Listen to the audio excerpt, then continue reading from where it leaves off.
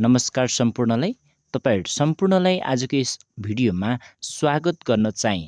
आजको यस भिडियोमा मैले तपाईहरुलाई कुन शहरलाई के उपनामले चिनिन्छ भन्ने बारेमा जानकारी लिएर आएको छु।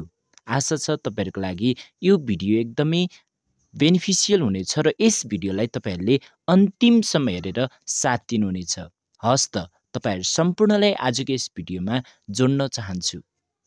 गुलाबी शहर उपनामले कुन शहरलाई चिनिन्छ? साथीहरु, गुलाबी शहर भनेर वालिङ शहरलाई चिनिन्छ, जुन स्याङ्जा जिल्लामा पर्दछ। यसैगरी मन्दिरी मन्दिरको शहर भनेर कुन शहरलाई चिनिन्छ?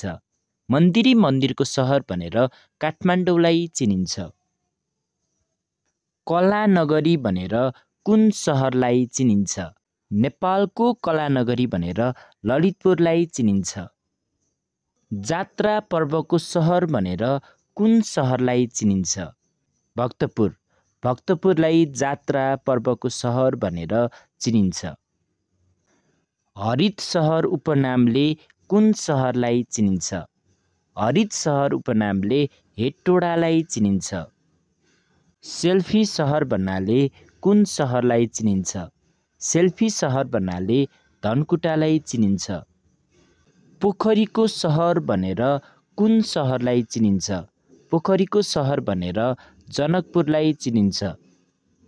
यसैगरी नेपालको फिल्म सिटी भनेर कुन शहरलाई चिनिन्छ? डाङडुङे डाँडा, जुन दोलखा जिल्लामा पर्दछ।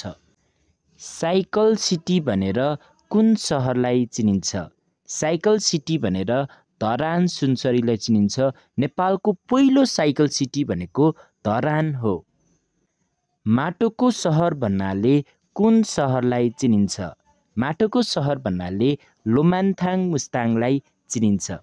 हस् त आजको यस भिडियोमा मैले तपाईहरुलाई नेपालको कुन शहरलाई के उपनामले चिनिन्छ त्यो बारेमा जानकारी गराए। अन्तिमसम्म यो भिडियो हेरेर साथ दिनुभएकोमा तपाईहरु सम्पूर्णलाई धेरै धेरै धन्यवाद।